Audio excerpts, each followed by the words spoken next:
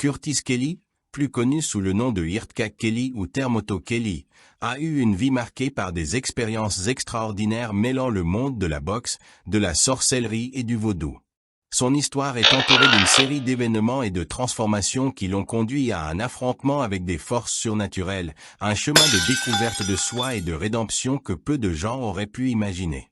Nous allons raconter son histoire en reconstituant les éléments clés de son parcours de vie, où le sport, la magie noire et la foi s'entrelacent de manière surprenante. L'enfance et l'éveil du pouvoir. Né dans une famille d'origine haïtienne, Curtis Kelly a grandi plongé dans une atmosphère de mystère et de tradition vaudou, qui venait de ses ancêtres haïtiens.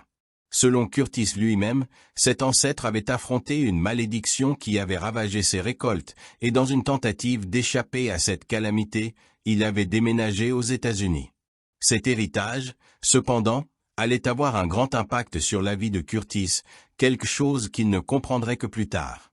Dès son plus jeune âge, Curtis ressentait le poids de cette lignée chargée de pouvoirs occultes.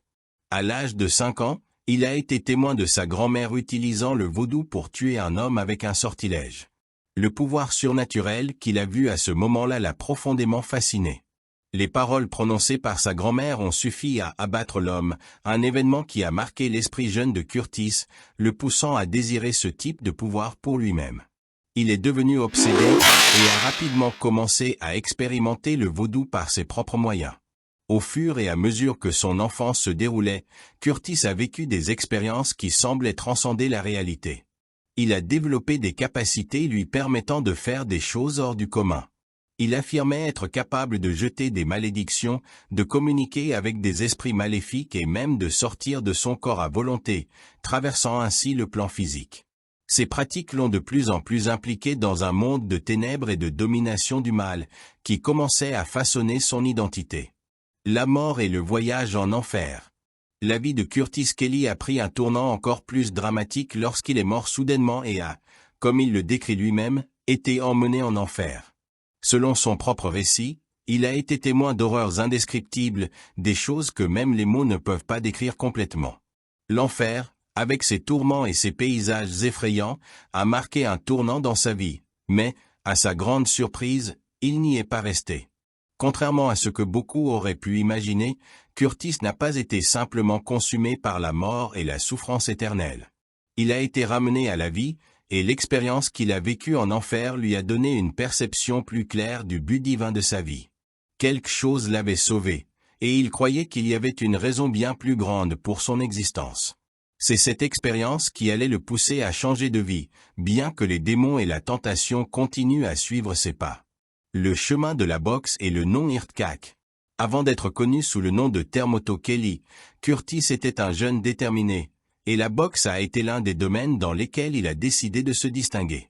Lors des Jeux Olympiques de 1984 à Los Angeles, il était en compétition contre d'autres athlètes lors des éliminatoires, et bien qu'il ait été surmonté à plusieurs reprises, quelque chose d'extraordinaire s'est produit. À un de ces moments, Curtis ferma les yeux et, d'un coup, fit tomber son adversaire. La surprise fut grande, et rapidement, les commentateurs sportifs commencèrent à parler de la force de ses coups, le décrivant comme quelqu'un qui frappe comme un tremblement de terre. Cet épisode marqua la création du nom Earthquake. Curtis croyait que ce nom ne lui avait pas seulement été attribué par les gens autour de lui, mais que c'était Dieu qui lui avait donné ce titre. Selon Curtis, avant même que les gens ne commencent à l'appeler ainsi, il avait fait un rêve dans lequel une voix lui disait que c'était à cause de lui que le sol tremblait. Pour lui, ce nom avait un but divin, quelque chose de plus profond et significatif qu'il ne commencerait à comprendre qu'avec le temps. Le combat avec l'héritage et le vaudou. Curtis est né dans une maison où le conflit entre les traditions du vaudou et la foi chrétienne était toujours présent. Son père, immergé dans la pratique de la magie noire et influencé par cette tradition haïtienne, voulait que Curtis suive le même chemin. Il ne voulait pas que son fils vive, à tel point qu'il tenta de l'avorter de plusieurs manières. La mère de Curtis, cependant, résista.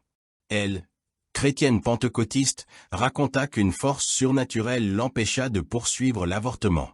Malgré toutes les tentatives de son père, Curtis survécut. Sa mère raconta plus tard à Curtis que, Pendant le temps qu'elle passa à la clinique, elle sentit une force protectrice autour d'elle. Elle croyait qu'il y avait une autre main empêchant l'avortement, quelque chose qu'elle interprétait comme une intervention divine. Malgré tout, Curtis grandit dans un environnement de haine et de rejet. Son père, qui ne le voulait pas, commença à le maltraiter physiquement. Les violences qu'il subit durant son enfance, notamment avec l'utilisation d'une boucle de ceinture, marquèrent encore davantage sa relation avec son père, creusant un abîme entre eux. À 4 ans, Curtis était déjà impliqué avec les drogues, et sa vie prit un tournant vers les ténèbres. À seulement 5 ans, il était déjà profondément impliqué avec le vaudou, observant des rituels et tentant d'en apprendre davantage sur les sorts et les invocations. Il commença à pratiquer ce qu'il voyait, et en peu de temps, il sentit une étrange énergie envahir son corps, quelque chose qu'il décrivit comme une possession démoniaque. La spirale descendante ne faisait que commencer. Adolescence, la vie dangereuse et la préparation pour Haïti. À 13 ans, Curtis possédait déjà une arme et était impliqué dans des activités criminelles, comme travailler avec des prostituées pour garantir des paiements et résoudre des conflits. Sa jeunesse fut marquée par une violence qui le fit vivre une vie d'adulte de manière accélérée.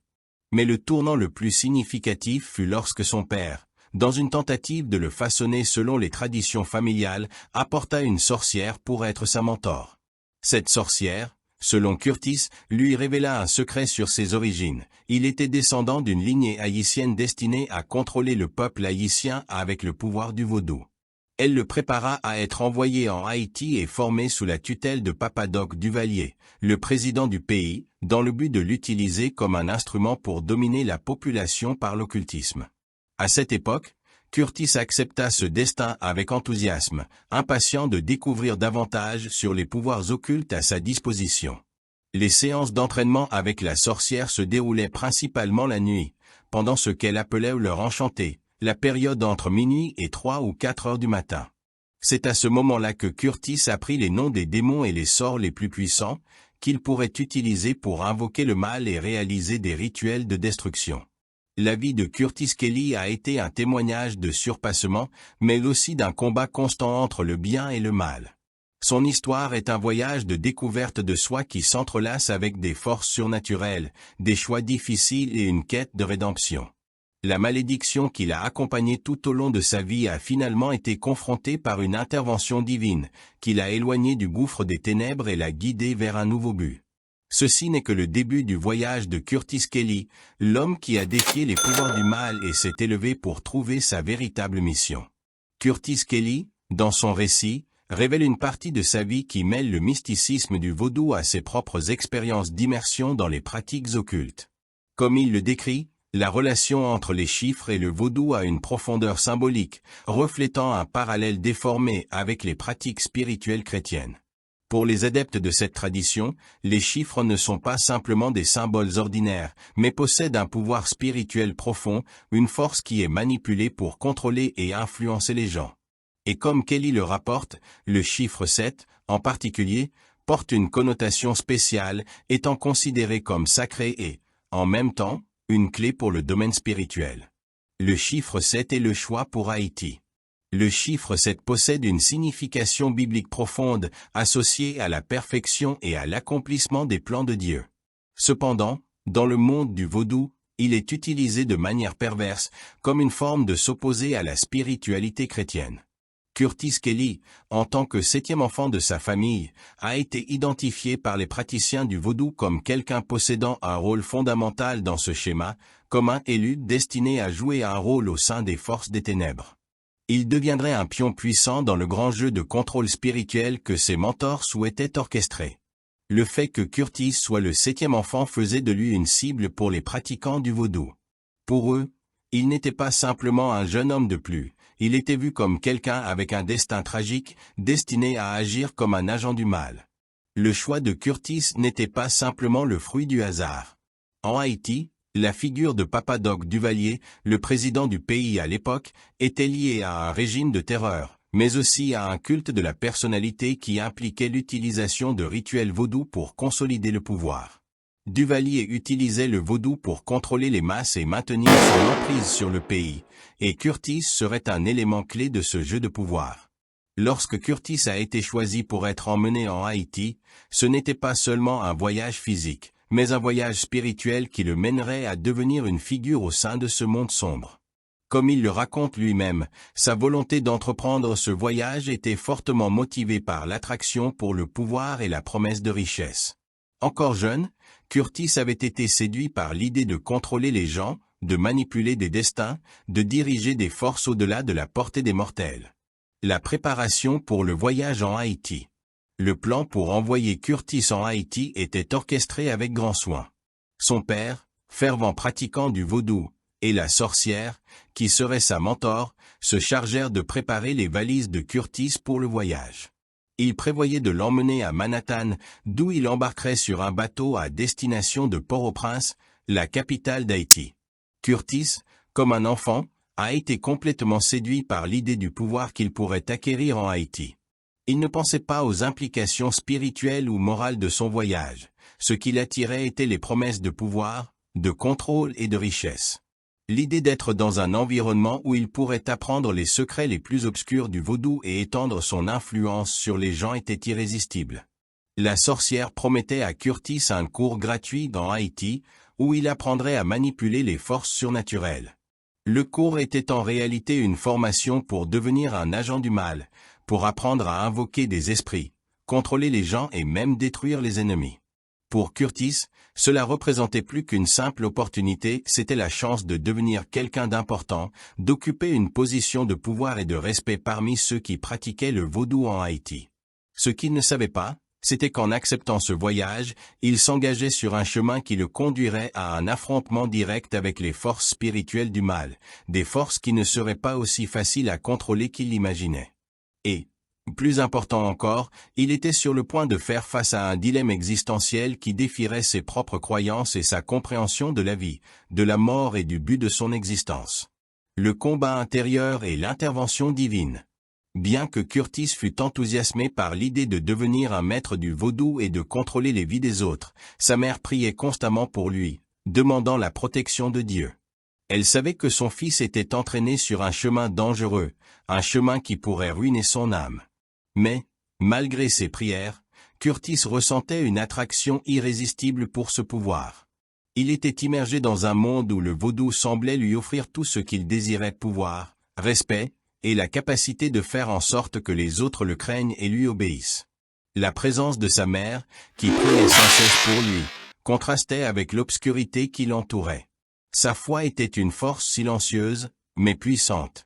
Elle croyait que Dieu pouvait sauver son fils de cette vie de ténèbres, mais Curtis était loin de comprendre cela.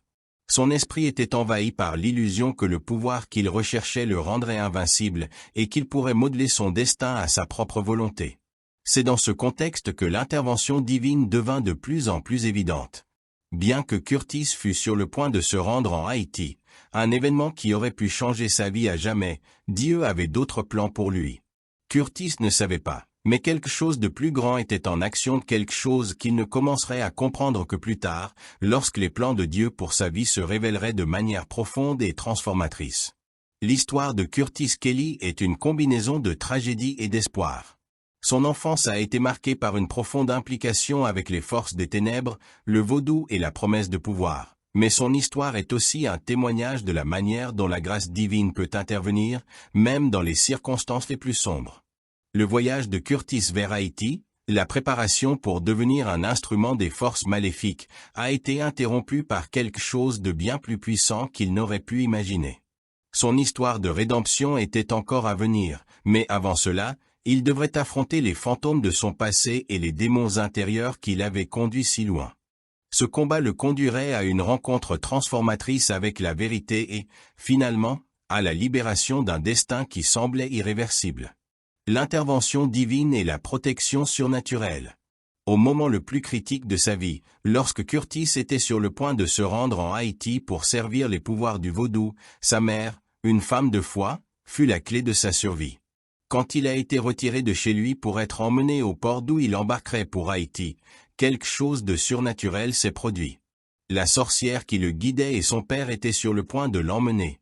Mais à la dernière minute, lorsqu'il se dirigeait vers la porte arrière, une force invisible est intervenue.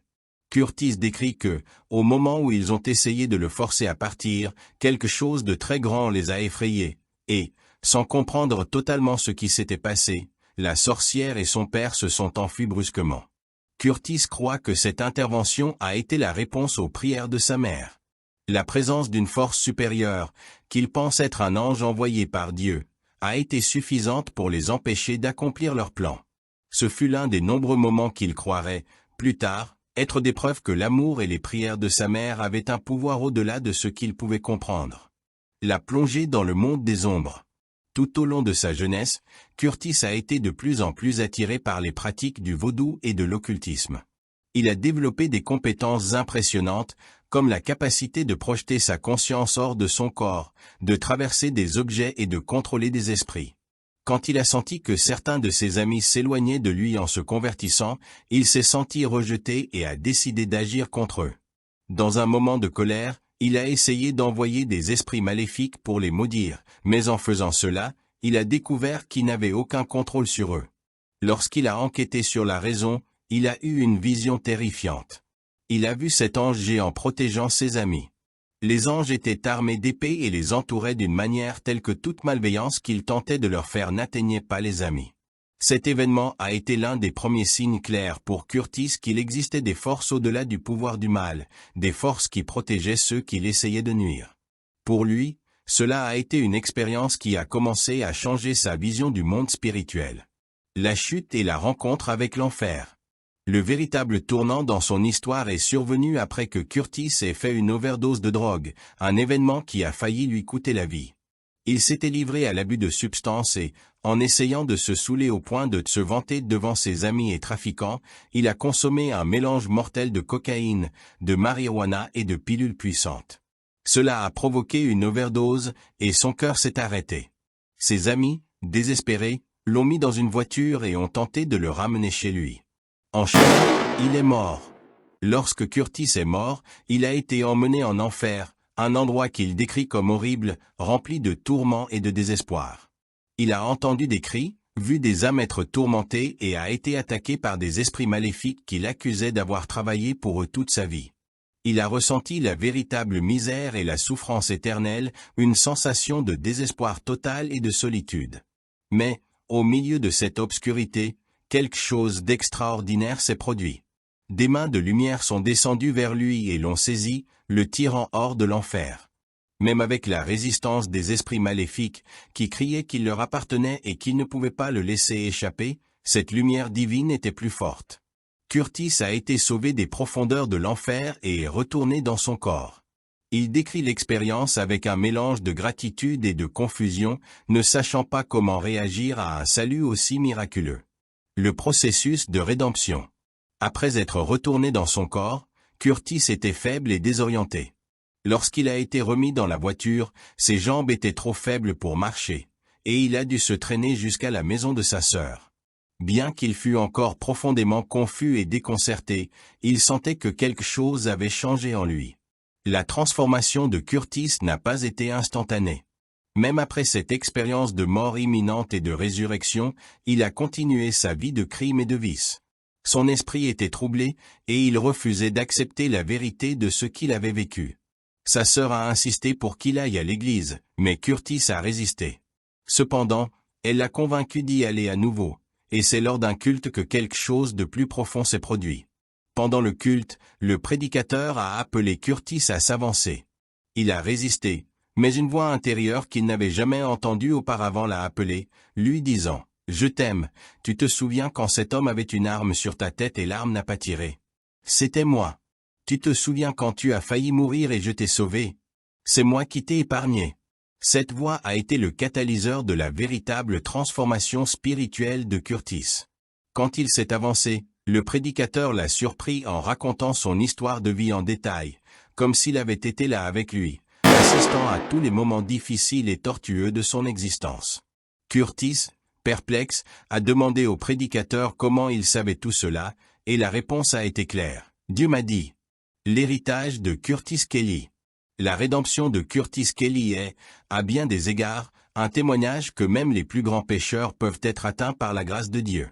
Sa vie, marquée par la violence, le trafic de drogue, l'implication dans l'occultisme et même l'enfer, n'a pas trouvé sa fin dans la souffrance. Il a vu, dans son propre parcours, que les prières de sa mère étaient un bouclier invisible contre les forces du mal, et c'est grâce à cette foi qu'il a été sauvé. Aujourd'hui, Curtis partage son histoire comme un exemple que personne n'est hors de portée de l'amour et de la miséricorde de Dieu. Il croit fermement que le véritable héros de son histoire est sa mère, qui n'a jamais cessé de prier pour lui, même lorsqu'il était perdu dans ses choix. Son témoignage est un puissant rappel que, même dans les circonstances les plus sombres, la lumière de Dieu peut briser les chaînes et apporter la véritable liberté.